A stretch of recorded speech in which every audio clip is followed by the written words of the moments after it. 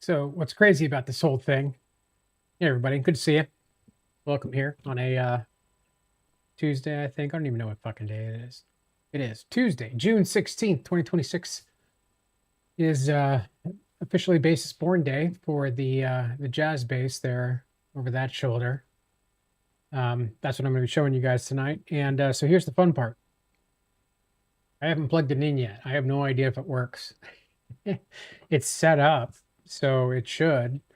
And I soldered everything the way I normally solder stuff. So everything should be awesome and it should be working. So we shall have to see. Let me see here. Let me see if I can do one other thing. Because I don't think I can. Oh, I can. All right, cool.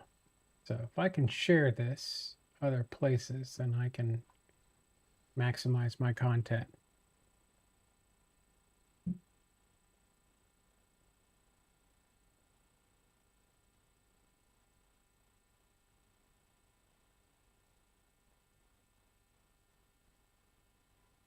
All right. Anyway, hope you guys had a great day. I had a pretty decent day. It was nice to wrap up the work day and head out in the shop and with the idea that I was going to be able to get that done today.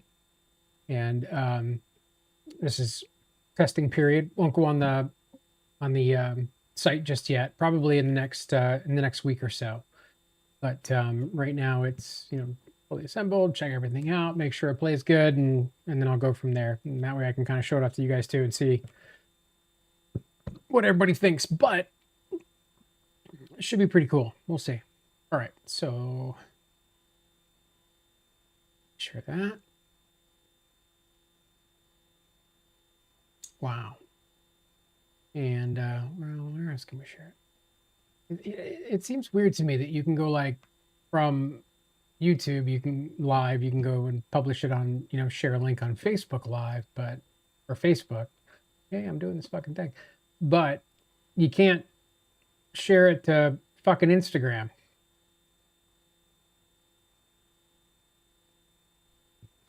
Weird. Anyway, I'm still figuring out this whole live streaming thing. I don't really know a ton about it. I'm learning about it. Getting my ducks in a row, as it were. But anyway, why don't I show you guys this? I'll give you guys a quick once over of the bass, and then we'll plug it in together. We're going to be going through this guy here tonight. This is the Boss Katana 210. And I've had this now for probably about 2.5 years, and it's a lot of fun. I was considering, when I bought this, I was kind of going in between, your your really awesome bass amp. A Gallon Kruger is what I was looking at actually for the other one.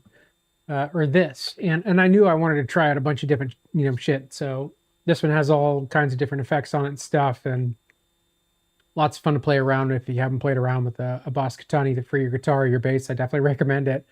It's been a blast, but it does kind of leave you wondering, what else is out there for the bass amp and how much fuller the sound can get, because I know it certainly can. So, but anyway, it's great bass amp. Love it. And this is what we're going to be going through tonight. Well, yeah, we probably will. Why not? I'll be going also through this chain right over here, which this isn't going to move with me, and I'm not going to move it either. I don't care. I have the Batter Monkey distortion pedal, the Boss TU2 tuner, and then this BBE Sonic Stomp, which was trashed, and I was actually able to bring it back from the dead. And actually, when I got it, it was just really scratchy and shitty. And then it just didn't really work very well at all. So I unplugged it for a couple of years. And then I found it at a garage sale, actually. So, and just in the last couple of weeks, I went ahead and cracked it open, completely took it apart, cleaned it up, resoldered stuff that was hosed up. And now it works awesome. Crystal clear. Makes great sounds. I think it's awesome for the bass. And I have tried it on my guitars previously. Hi, Sunshine. That's my daughter. I have tried it on my guitars previously, and I do like the sound. It's just a nice, just kind of opens it up. Makes you definitely feel like you're in a much bigger room than you are. So it's a lot of fun to play with that. So whether or not I kick these on, I don't know. I'll definitely be kicking on the tuner for a second to tune up the bass, but then we're just going to go from there. So like I say, I haven't tried it yet. I've done setup. I know it's where I want it to be. So if I plug it in and it makes sounds, then we got a winner. All right, or maybe it'll just be that. So let's see. Let me show you guys around this thing real quick. All right. So the top is canary wood, which I love. It's from the same board that I got this piece out of. And there's one more top. I only bought a small piece of it, and I managed to get 3 tops out of it. And this is the second one. So I have one more top hanging out in the garage, sitting in the wood pile. Out of some of the other scraps, I went ahead and put a canary wood top on the headstock and on the back as well. So I just did a back plate with the canary wood as well. I like the stripes. This is a 13-piece neck. That's roasted flame maple from our friends over at American Hardwood Specialties. And they always have really nice stuff. But this is a professional grade, what they call professional grade or master grade flame maple, which I promptly took and cut right in half, because why wouldn't you? And the figuring is gorgeous.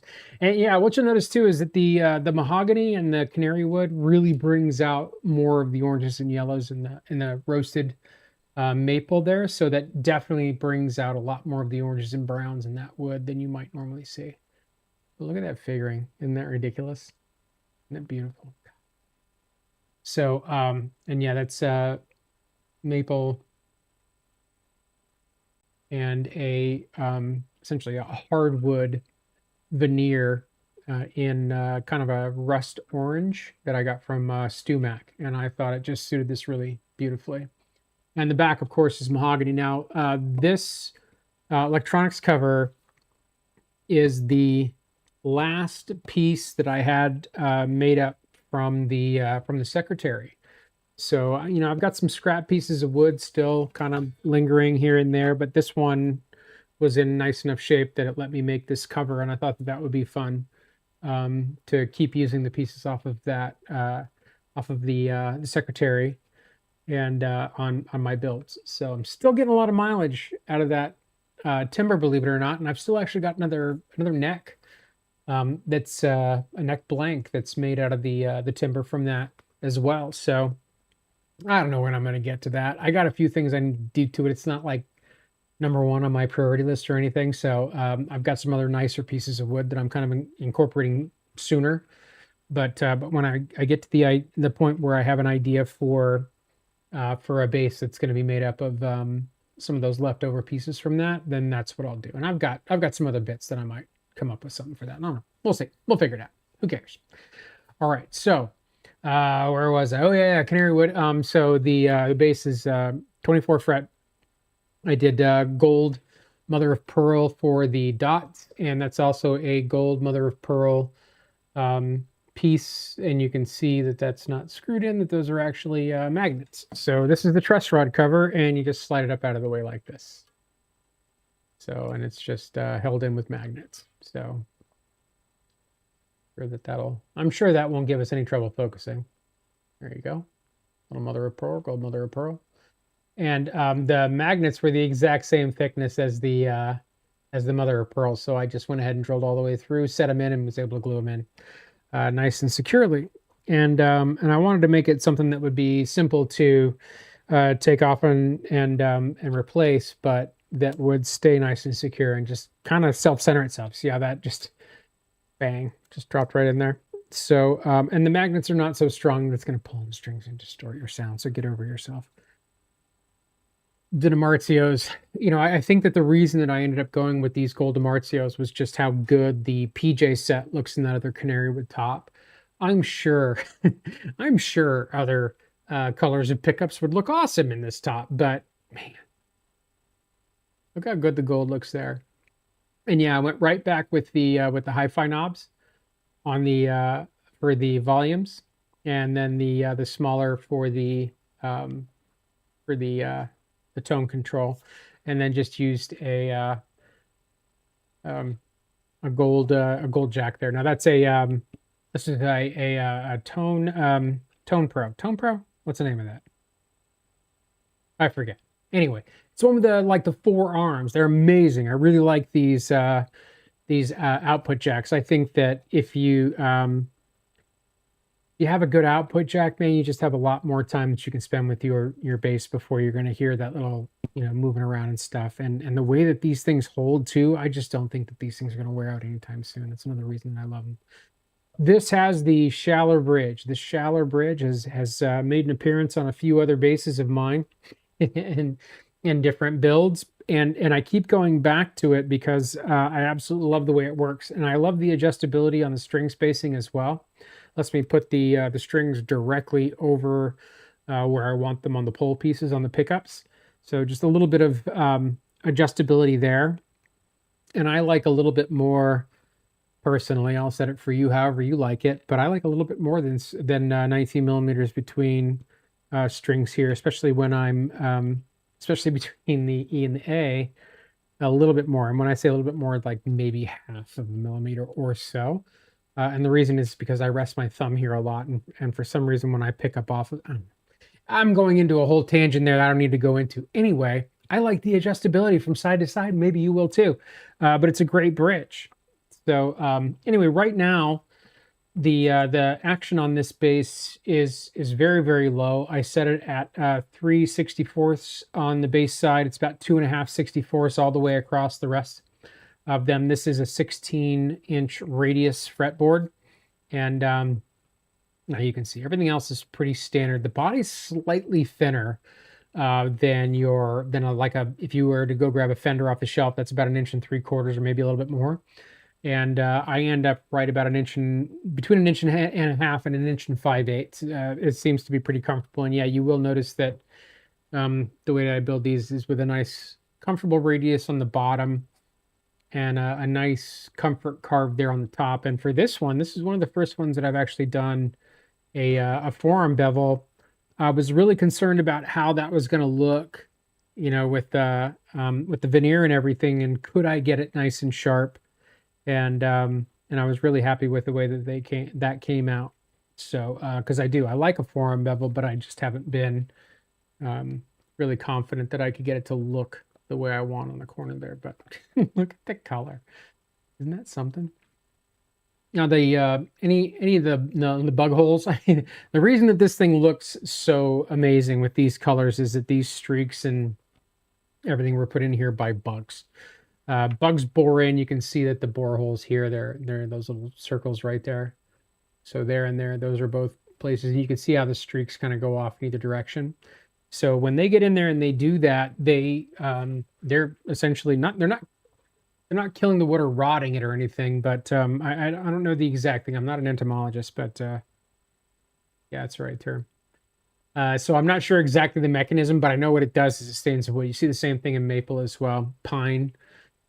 Things like that. So anyway, what it does to this stuff though is incredible. A lot more of that red streaking and some of the other colors in here are all because those beetles found their way in and bored through it, and whatever they secreted ended up changing the entire look of these. So a lot of what you'll find on the shelf for canary wood is not this colorful and this figured, and that's really the reason that I picked up that board. And oh gosh, it kills me. I went up to my wife has a dance studio. She has in partnership with a couple of other folks, and she has a dance studio, and they're moving to a new location, and they got to do all their floors. So I went up to talk to our friends at Austin's this weekend about getting us some of the plywood subflooring for that, and they're great. They're gonna they got us a great deal on the plywood and everything. They're really taking care of us. Pretty amazing. But I saw a piece of canary wood that I swear I'm still kicking myself that I didn't pick it up. There was this amazing piece of canary wood, and I'm just saying the reason that I didn't pick it up is because, well, number one, I mean, price lumber right now is still fucking ridiculous. So, stuff that I was paying $8-9 a board foot now is, 12, 15, sometimes even more. Wenge is over $20 a board, but in our area here in Southern California, it's $22 a board foot. So insane. Canary wood wasn't too bad, but it's still way more expensive than I wanted. This board that I was eyeballing, if I decided to buy the whole thing, in which I wanted, because top to bottom, this 12-foot long board was extraordinary. But that that a couple $100 worth of lumber and that thing would have sat in my shop for the next couple of years, because I'm only doing maybe 10 of these a year, 10, 12 a year. So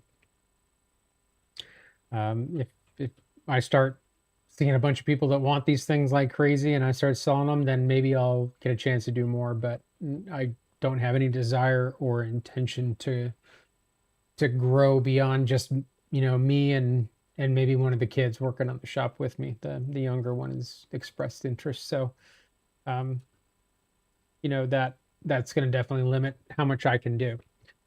And how much I can produce each year. But I don't like to move fast. I like to move pretty methodically and end up with stuff like this. And I like finding pieces of wood that if they inspire me, I suspect they might inspire you as well. So anyway, that's what we got here. These knobs aren't those are so cool. So these are those hi-fi knobs too that I just kind of love. And I got these from a company called Love My Switches. And they're great. They're wonderful people to work with as well. If you haven't checked out their website, I definitely recommend that you do. I'll figure out a way to get that in here into the post so that you guys can go check them out. But it's just lovemyswitches.com.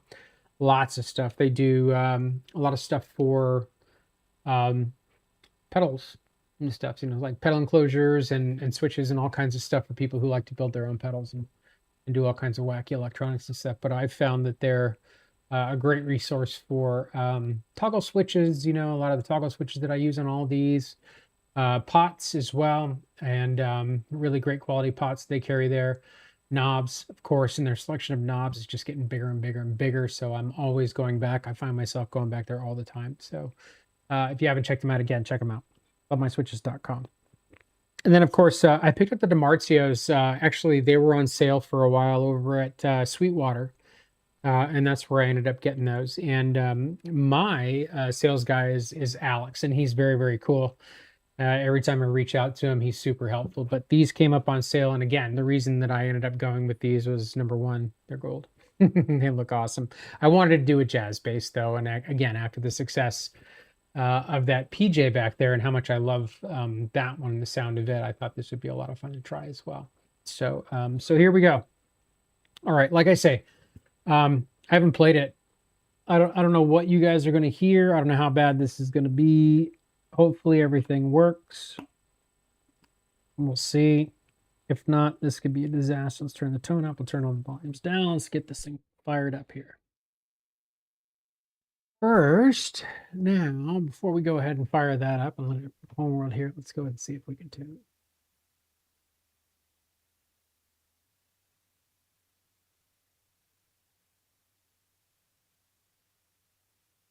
Pretty close.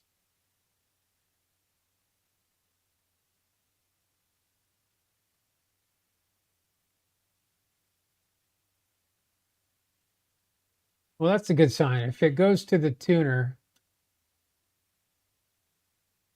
then it's probably working.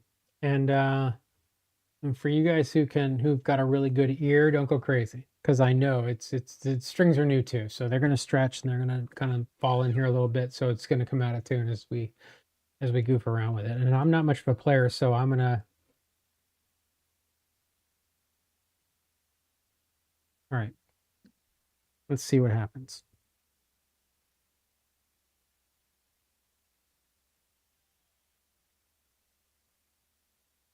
It's one of the greatest gifts I ever got, was my my no button. So I don't know if you guys can hear that. This is my last. No. It works. Okay. Let's see what happens. All right, so this is going to be just the neck pickup. Makes noise.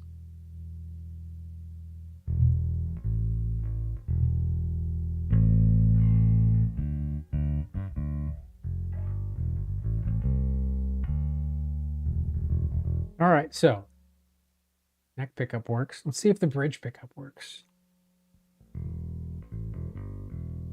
God, it even sounds like a bridge pickup.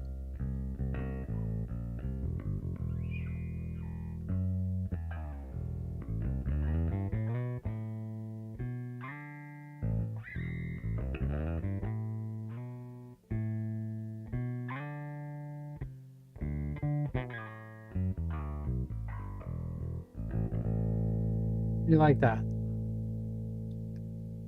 How about both of them?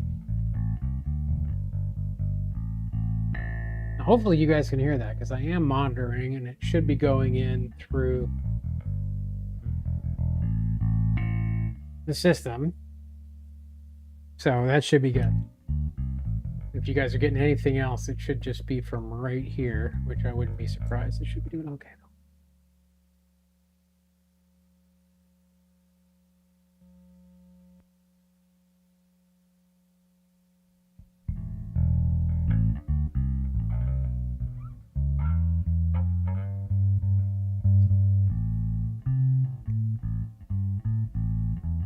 No, if you hear buzz, not fret buzz, it's my technique.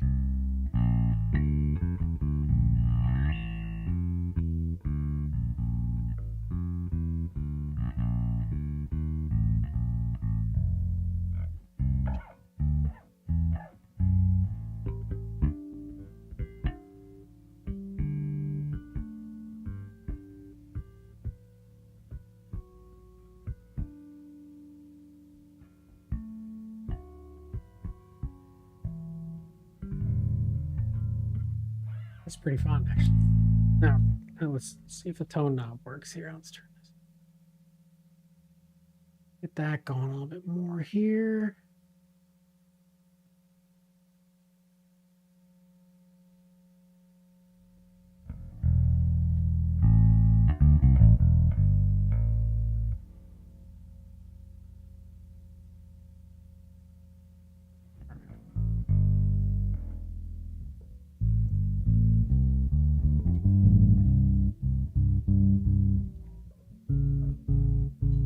That's the tone roll all the way out.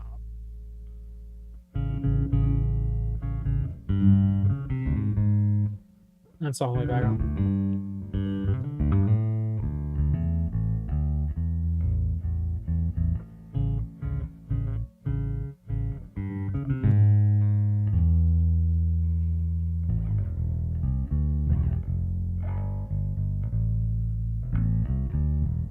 Well, hey, it works.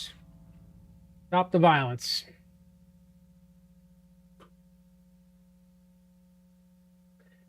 Let's see here.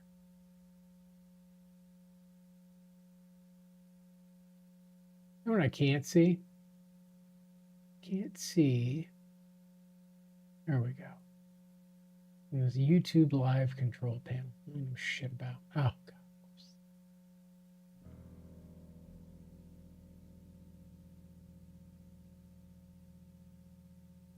Wow, Benny guys are hanging out here. What?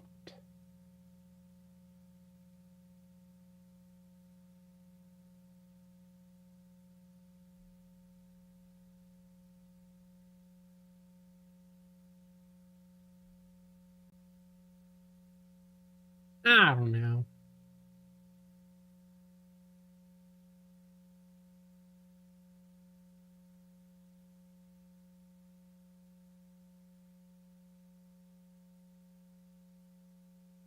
Hey, there we go. One whole concurrent viewer, 3 people that looked at it. Sure. They probably fell asleep quickly and went away. Happens. Not like I'm exciting or anything. But what I do have, spray new paint. This thing is light. It sounds good. It's good here in the room. Hopefully you guys can see that. Let's see. So there you go. That's not quite as blown out either. That's a little bit different. Makeup on the camera.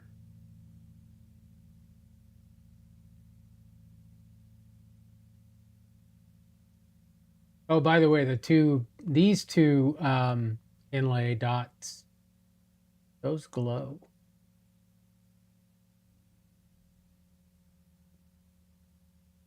I'm very happy with this. I think you will be too.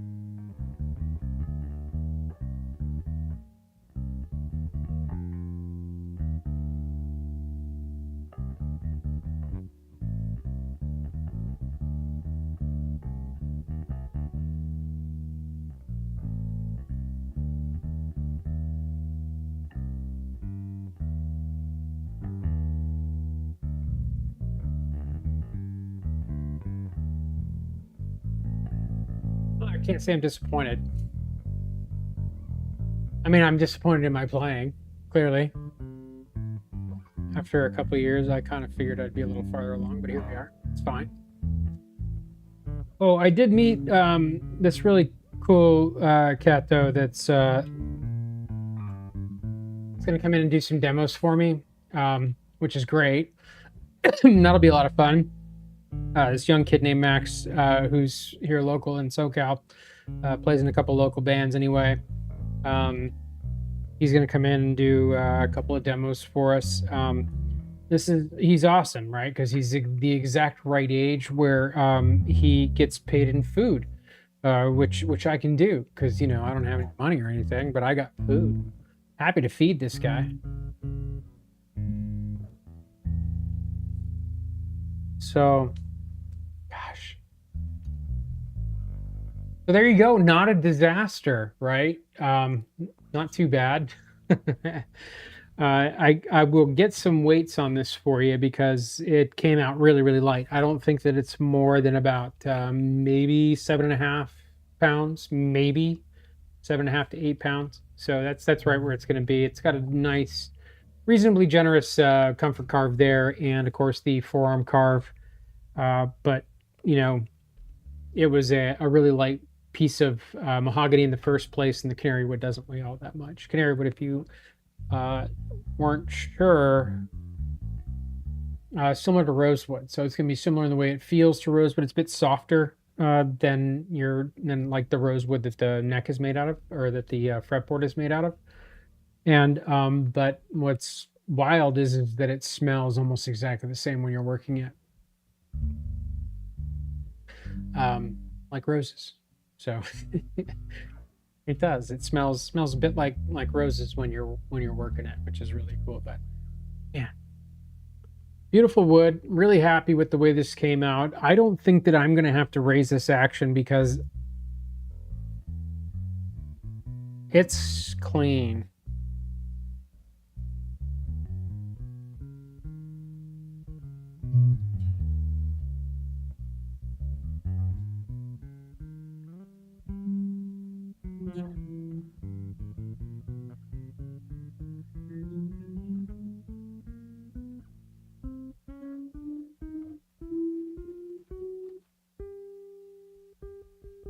That's us down here on the 24th.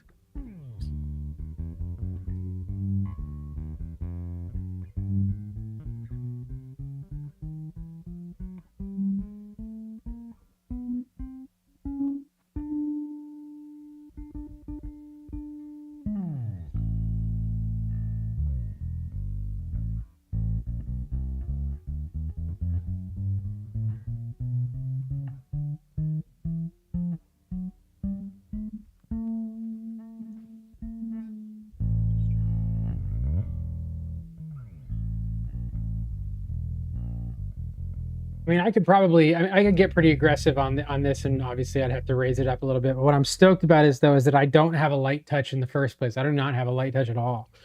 You know, I play with my fingers like a lot of metal guys play with freaking pick, right? So it's pretty bad. So the fact that I am able to, man, hit this thing, I'm super happy.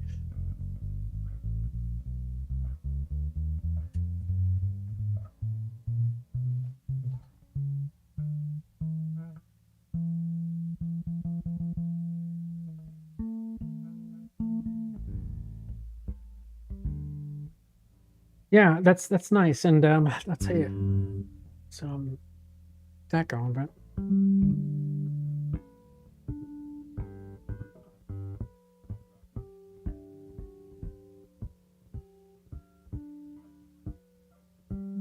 gets harmonics everywhere. I'm happy. You know, I mean, if I hear it nice there, and on, you know, the 7th, obviously, and the 5, I'm pretty happy, but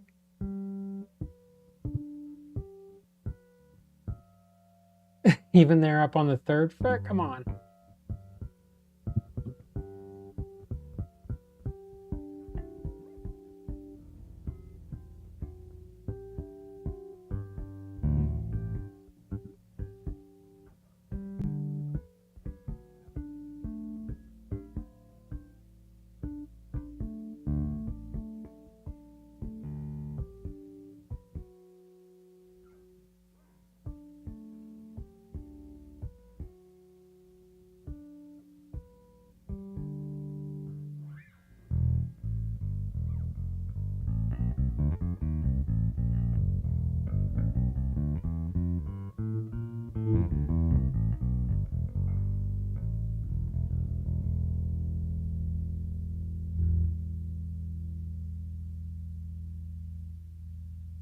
All right, I'm gonna rattle the windows a little bit.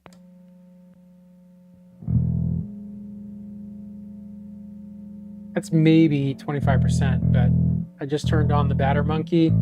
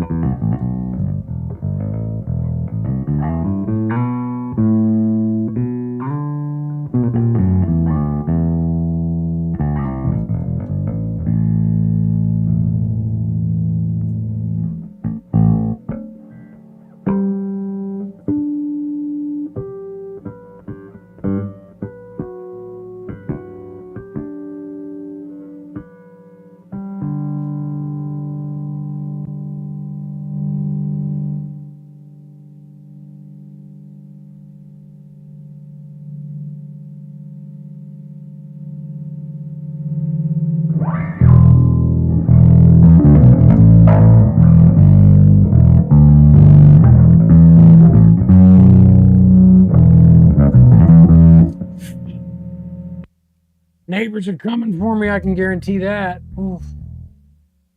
If you haven't tried out, I'm not gonna, yank it up from here, but this is the batter monkey. It's the the second version of the DoD Bad Monkey pedal, and it is a blast. I heard about this one from our friend Andy Ferris over at the Guitar Geek, and man, I was like, well, I got to try that, especially when I saw that they're like, yeah, bass, no problem. So I picked one up, and I have had the absolute most fun goofing around with it, with several of the basses back here. And it doesn't matter if it's an active bass or a passive bass; it is a ton of fun to play. And actually, yeah, with the guitars too. And I got a few different varieties here as well. That's the Dylan pickups, the which is a PAF style pickup. I have these custom shop pickups here. Telecaster pickups. Then that neck pickup is more like a Strat pickup, which is really, really cool. It's a little jangly. It's very fun. And then these are the Seymour Duncan, the Hot Jazz pickups. And these sound really great through it as well. Those are the three that I've played through it. This one here, I haven't, because I haven't swapped out those pickups yet. Those are just the old shitty Wilkinsons, which are trash. They're not very good. Not a very good pickup at all. But like if I had a cheap guitar that I didn't care if it was choked off, like a bedroom like kind of guitar I wanted to sling around, those Wilkinsons are great for that. But the minute that you want to do anything that where you want a little bit more headroom, they're not very good. But and I don't really think I'm a snob when it comes to stuff like that either. So I mean, and I'm partially deaf too. So if I can hear the difference in them, then that's telling you something.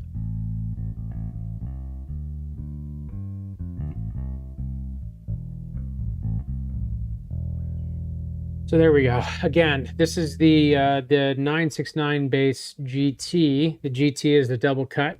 The difference is that's the single cut over there. So that's the 969.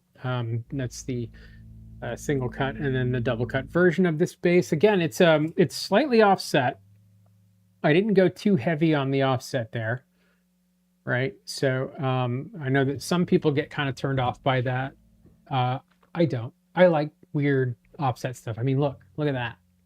That thing's got some crazy offset to it. But and I'm actually doing so this is the offset. I have one more offset bodied bass that I'm doing, and then the other two that are currently under construction are non-offset body bass guitars, still with the similar upper and lower horn. The only thing that I really did change on them was just the profile of the back end here.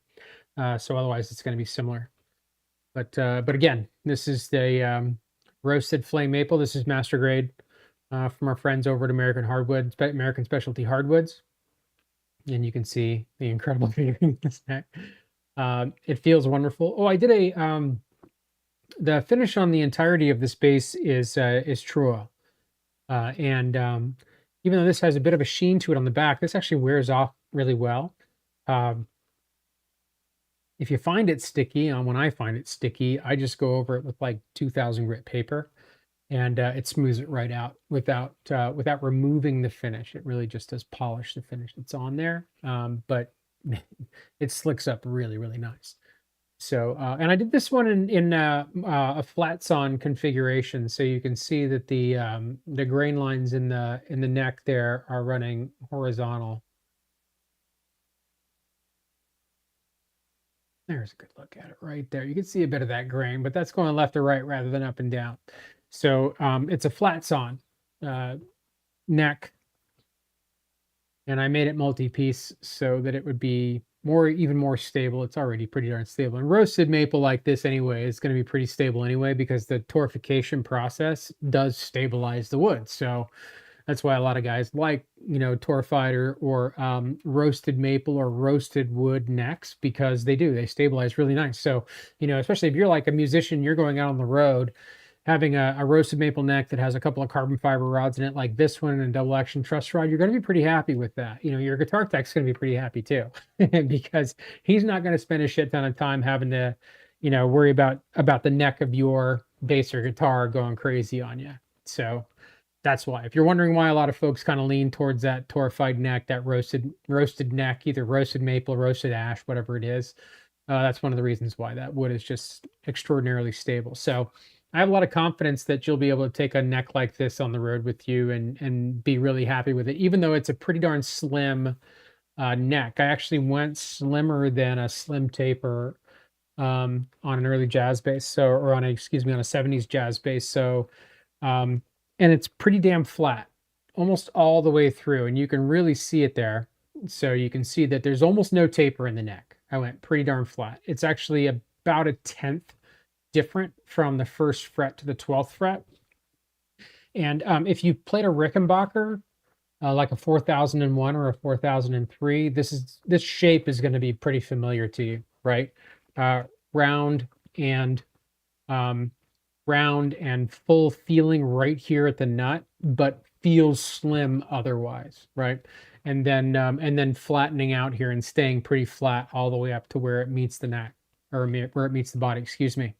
And of course, yeah, with the Rickenbacker, that's a neck through, right? So it just goes straight into the body. But with this, I really liked the way that this flat profile felt. I had a 4003 that I sold a couple years ago, and it truly was a big inspiration for a lot of the way that I make necks. I just thought it was so extraordinarily comfortable. I was like, man, that's crazy, right? So I've kind of been sticking with it. And there's a few other, like some of these other ones. The ash base has a bit more taper to it, maybe 125 or 2/10. That one definitely has a bit more taper to it. It's a little chunkier at the dusty end, and then and the Wenge bass here. This one's kind of fat all over, right? So this one's definitely more of your classic feel, right? Like if you pick up an old P bass or an old jazz bass, and you kind of feel that thick neck on it, that's where I went with this one. And I really wanted to feel a difference between this whole bass just feels substantial. Um, Gosh, they even look they even look like one's heavier than the other, right? And I know that the color plays into that a lot, with the darker woods, but yeah, it's a big difference. It's maybe a pound heavier, but just the general look of it just feels heavier and just kind of more foreboding. Where this feels like, just let's get to playing. Um, super happy with it. Super happy. And I really am. I found such a deal on this gold mother of pearl. So for pieces like this, and you guys might have seen a couple of my Instagram posts back a while ago when I was carving out those cherry blossoms out of this same material. But I found a really good little haul of this gold mother of pearl, like 8 ounces, that's a shit ton. It's like a little tray like this, just full of these nice pieces of gold mother of pearl for like $40. I thought the ad was a mistake, honestly, and I don't think I've even seen it since. So maybe it was, but all I know is I've got enough gold mother of pearl, really great quality, 2 mil thick gold mother of pearl, probably enough to last me quite a while. But it's been perfect for this, and I had so much fun trying this out with the magnets.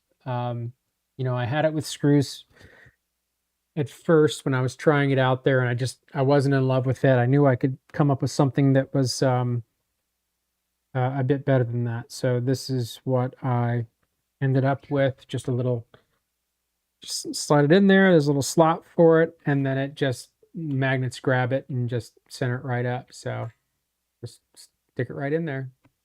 So works pretty well. Hopefully you guys can see that nicely there. So there you go. And then, yeah, like I said, and the wiring, this couldn't be, it's pretty simple, right? So these are all, those three are CTS pots. All three are from StewMac. They're 500K pots for the volume, and then a 250K pot for the tone. And that's what DiMarzio recommends for these. So that's what we went with.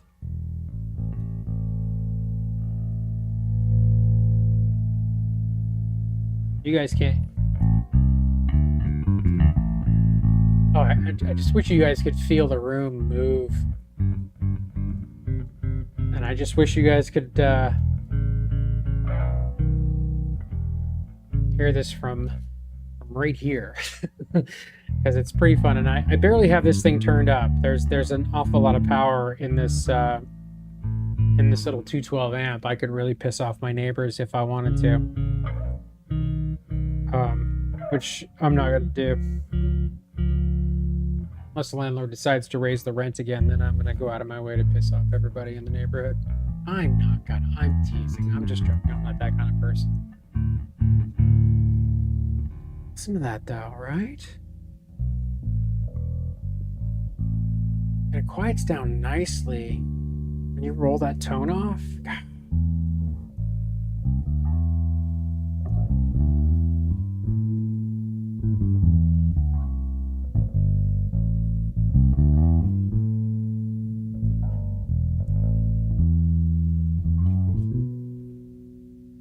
And you can, it's a nice difference, right? So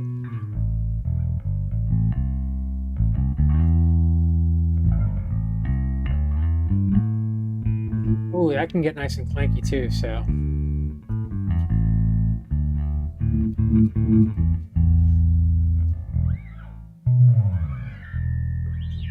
all the way up. Again, if you hear, if it sounds terrible, that's my technique, not the bass.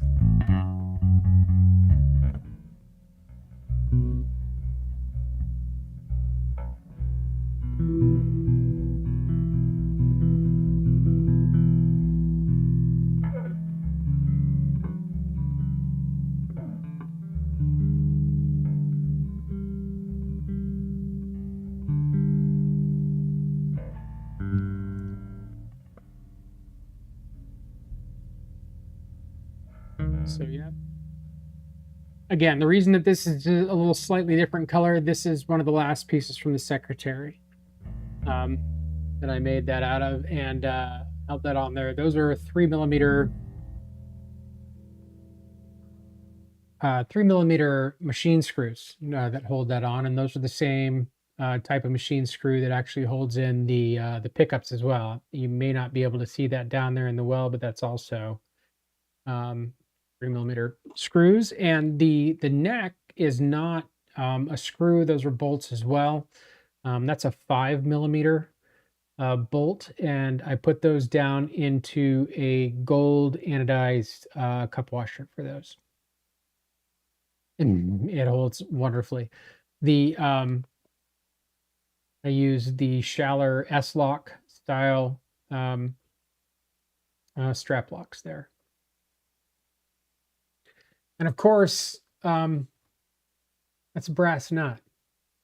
And ask me if I'm happy about the way that brass nut came out, because that thing, I'm never making a bone nut again, I don't think. Or guitar or bass, honestly. Well, I'm sure I will. There will be an occasion where it suits it, right? Where it makes sense to make something out of bone, but for every custom bass I build going forward, it's going to be brass. I absolutely, I didn't know if I was going to be sold on it. You know, how much is, you know, bullshit from, you know, the talkie forums, and how much is is real world difference in the way that something sounds. And I don't know that I was convinced that brass was going to be an awful lot different from bone. And maybe it's not. You know, maybe my ear is deceiving me a bit. But what I hear is a bit more clear sound on the open strings, because obviously that's the only place where it really matters. Or does it? You know, I don't know. How much is still transferring through the neck and the body even when you're fretting? I don't know. I don't know how much difference it makes. But I'll tell you what I do like. I like working with brass. I liked working with brass when I was working in car stuff and making car stuff, and I clearly like it here as well, because I am absolutely in love with making these from scratch out of a piece of bar stock. It's a lot of fun. So tuners are the Gotos. I love these. These are the GB707, I think, and they are super smooth. They stay right where you want them to want them to stay. I love the straight post on these rather than the post that kind of dips in. If you guys have seen, like, you know, Geiger tuners and some of those ilk, right? They have kind of that dip in there that really pulls the string up to the top of the shaft. And I fucking hate that. This nice straight shaft, though, on the tuner, I love, because it means that I can push this down and get a better angle over the nut, you know, by doing nothing else other than just holding this thing down a little bit when I'm tightening it down on the tuner. So, you know, pro tip, if you're throwing on a new set of strings, give that a try. You know, if you've got that straight shaft tuner, if you feel like you want a little bit better angle on the neck, just hold that down right there and let it ride lower. And maybe you'll be a little bit happier with that, right? But you can see it by having that nice straight shaft in there. Again, I like it. Those hip shots are the same way. The hip shot ultralights have that nice straight shaft so that you can kind of push that down and work on that a little bit. The center button there is from StewMac. The string tree is from StewMac. The Gotos I actually got from StewMac as well. They were having a great deal, so I picked those up. The brass bar stock is just from local, you know, metal dealer. So grabbed some pieces from him. And I grabbed a few different sizes too, because I'll make a few of these in a few different widths and see what kind of suits it.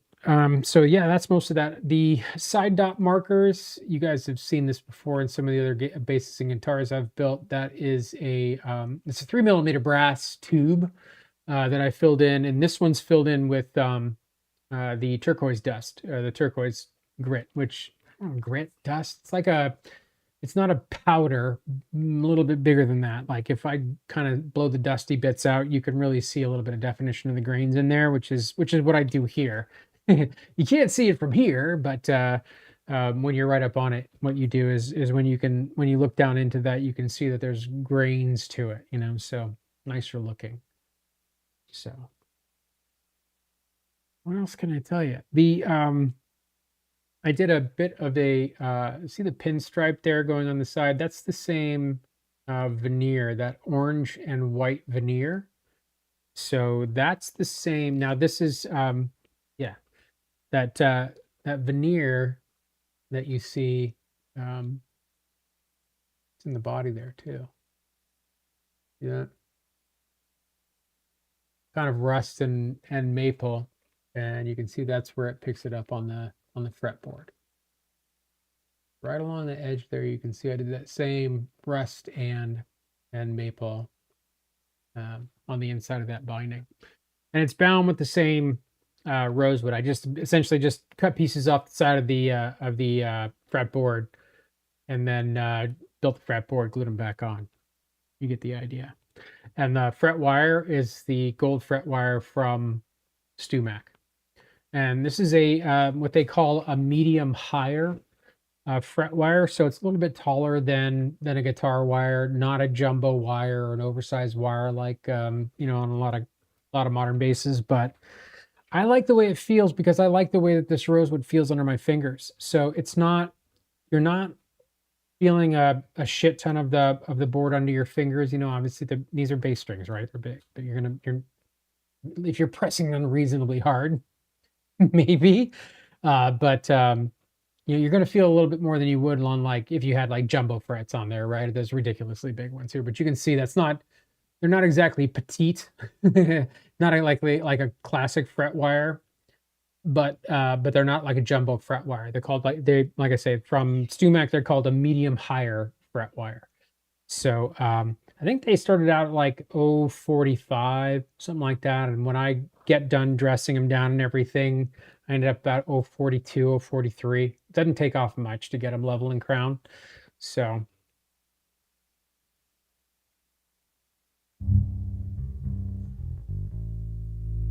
lots of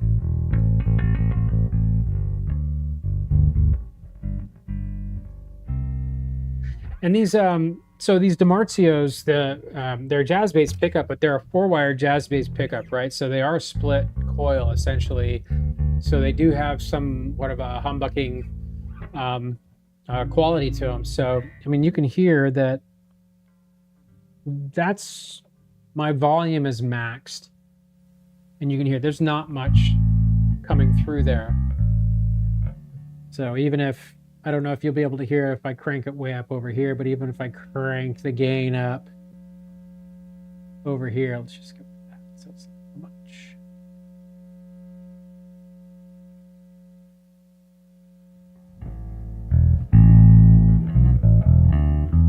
I mean, we get a little hum, but it's not much at all, right? So man, oh man, I wish you guys could hear the windows rattling over here. It's so fun. So, all right, guys. I think that we have gone, how long have I gone now? Almost an hour. Okay. So yeah, it's time to go. Thanks for hanging out with me here on a Wednesday. This is the brand new 969 GT Jazz Bass from my place over here at Solano Speed Shop. This is going to be for sale up on the website and up on Reverb and the Gear Exchange as well. I'm going to have this listed probably in the next week or so. I'm going to get out the shop and get some photos of this, so I'll get those taken and get this thing posted up so you guys can check that out there and check out all the photos. Of course, I'll have some of the photos from the build as well, so you guys can see the construction of this as I was going through that. And if you guys have any questions, please don't hesitate to reach out to me directly. It's Ken at Solano Speed Shop. No, it's not. What is it? Go to the website. Click on the link there, and it'll drop me a message. Otherwise, it's Kenneth.Stouffer@gmail.com, Ken0470 You can reach me there. But don't hesitate to reach out. I'm happy to answer any questions that you guys have about this, or if you wanted to get something built just for you to your specification, then give me a shout. Let's talk about what you want, and we can go from there. But I hope you guys have a great Tuesday and a great rest of your week. I'll look forward to chatting with you guys all soon. See ya.